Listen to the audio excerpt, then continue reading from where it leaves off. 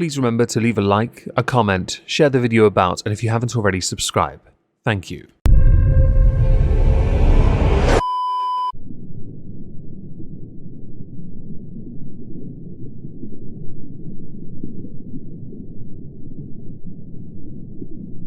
Well, isn't this just fantastic?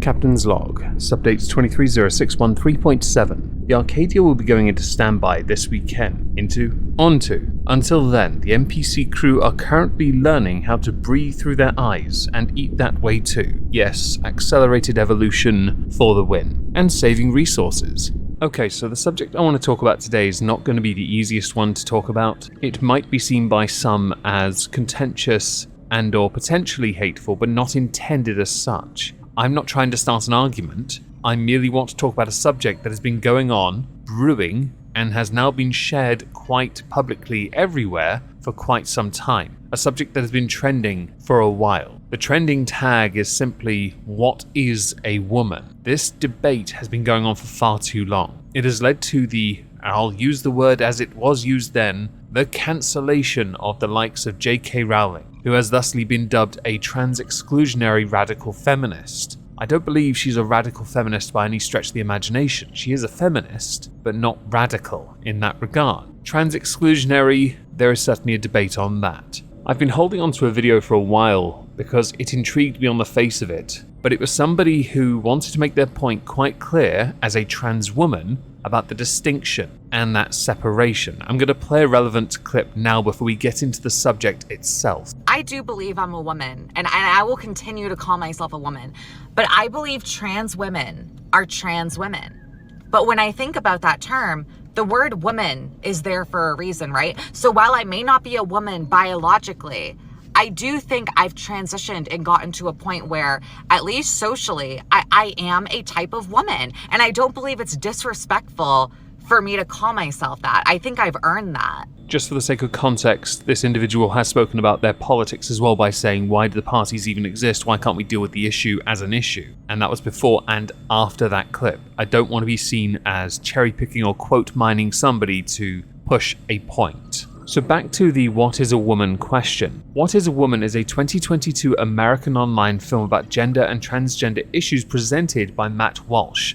Matt Walsh is a political commentator, a more conservative type with over 2.5 million subscribers on YouTube. The documentary was released by the Daily Wire. In this documentary, Matt Walsh asks various people, what is a woman, as simply a question. Now there were many controversies, right? Where some believed that Matt Walsh had tried to trick people into participating under false pretenses. This documentary, when released, was also screened at a number of college campuses, which in turn set off protests. Because why watch something to understand it when you can be reactive, volatile, and obnoxiously intolerant? Because feels everyone before reels. The reels would be going to watch it first and formulating an opinion on it based on what you've seen. But not in the case of, these people protesting. Essentially, they're the haters from Garra world that have 3 to 4 YouTube channels obsessing over every minute detail of one creator. Because why formulate a critical opinion when you could be one-dimensional and simultaneously so big 3-dimensional that you're a hypocrite? Which is what many people who protest are. You cannot preach any level of tolerance and understanding if you've not taken the time to tolerate or understand. The documentary came about because 4 years earlier, Matt Walsh had tweeted,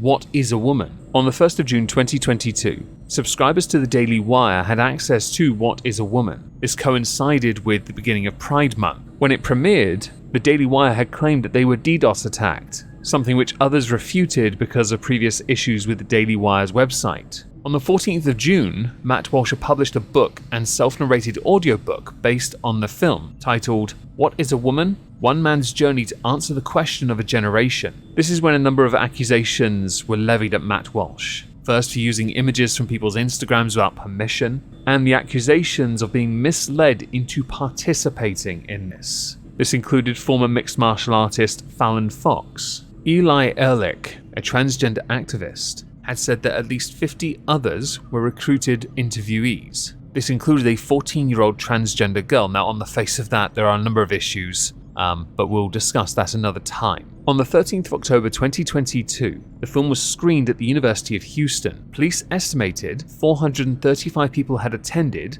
with 400 protesters and counter-protesters outside. A screening by Matt Walsh at the University of Wisconsin was also met by protesters. Notice I've spoken about everything around it, but not what the thing is about itself. Yeah, about that. No one knew what they were protesting, only that Matt Walsh conservative means he's transphobic, and every article I've seen on him indicated he apparently is. And they spoke of what is a woman as if the very idea of it existing was akin to that of a feminist making video of men's rights activists and people protesting that movie's existence without ever watching the documentary to understand. Turns out the feminist who made the video, after meeting many MRAs, she changed because she finally understood the difference. Understood what men's rights activists have been fighting for years. But people were protesting it and saying they won't see it because bad message. But how would you know if you've never seen it? Why are you so poisonous that you refuse to engage in it? Why are you so intolerant? You can never have an opinion unless you see it with your own two eyes. Your brain has to make the decision based on the evidence you see, not on the message being pushed by journalists. Critical thought should not be dead, nor should any level of skepticism. It didn't die with the skeptic clones, trademark.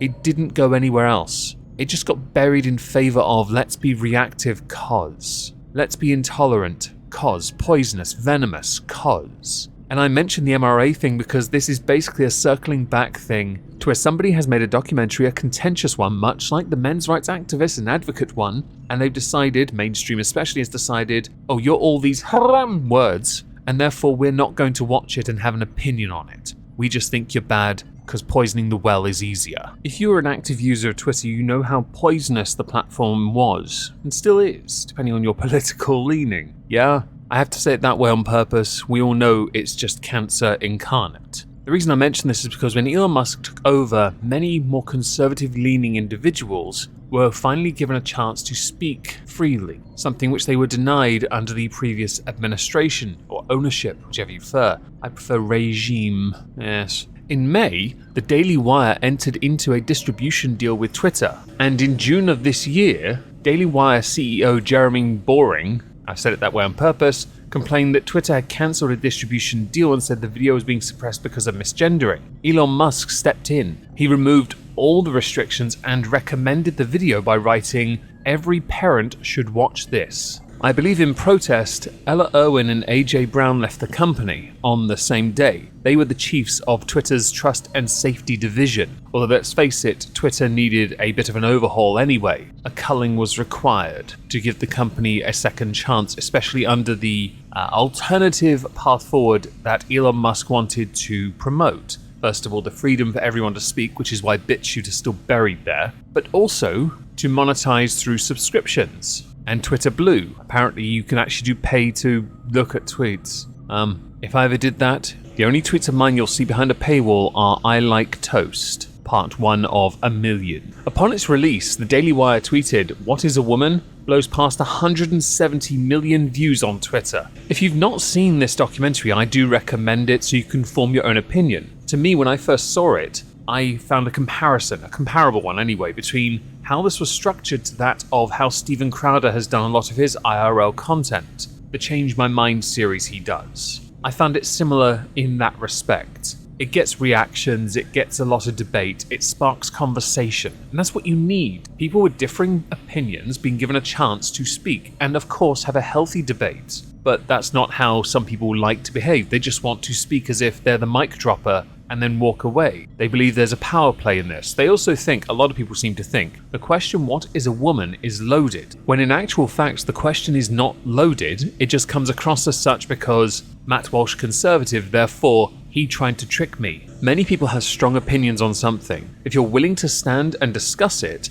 that's important. Recently, Destiny and Blair White had a, and I'll quote this, debate. They didn't. They both had a very polite discussion discussing two very different perspectives on the same subjects. This included trans kids, conservative boycotts, and LGBT rights. It was very informative. Again, watch it and form your own opinions on it. We're going to go to the article from the Daily Wire now, who like to fluff their own testicles by saying 1 year after its original release, the Daily Wire's What is a Woman documentary soared to new heights prompted by a Twitter premiere that featured a dramatic triumph over social media censorship. The tweet of the 90-minute film, which features Daily Wire host Matt Walsh asking tough questions underlying the gender ideology movement, has amassed more than 170 million views since being posted by the Daily Wire's Twitter account on Thursday, the first day of Pride Month. I see we're in a trend area here, making it one of the most successful documentaries of all time. It's fascinating to me because at that same time I saw a lot of protests from parents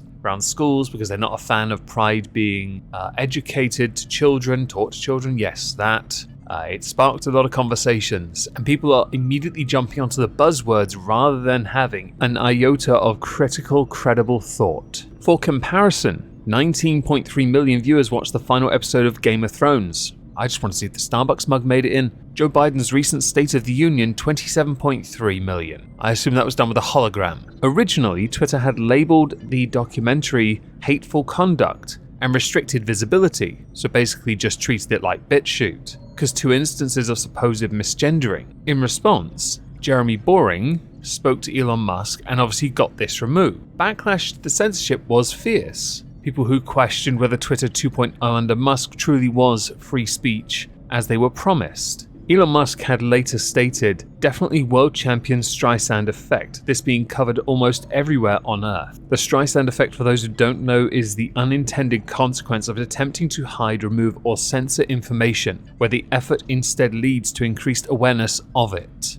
And this comes from Barbara Streisand and her attempt years ago to suppress the California Coastal Records Project's photograph of her clip-top residence in Malibu. It should be noted at time of recording, this has now surpassed 180 million views. People are questioning why it's gone viral. Some are saying perhaps it's because Twitter has gone more conservative. I think it's because that window has swayed a little bit more in another direction, because people have held on to this feeling argument for far too long, and the enabling of it has caused the inevitable generational switch. People are realizing this isn't critical thought, this is nonsense. A lot of it is, in fact. It's what led to many people identifying as an Apache helicopter, because they were so sick of the gender pronoun crap. But as you may have seen on Omegon 2, where I do a lot of response videos to all these random genders I've never heard of, a lot of it seems to be very gatekeepy towards what you decide your gender is for the morning, noon, night, day, month, week, year, season, star sign, Chinese New Year, and of course the movie you happen to be watching at the time. What is a woman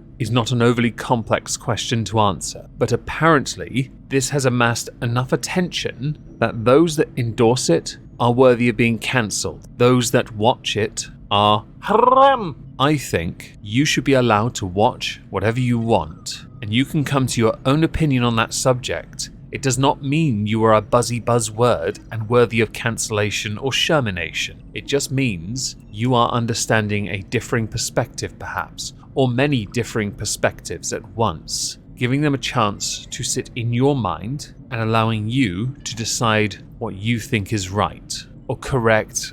Some people might say, oh, right, you mean right wing? Do piss off with that.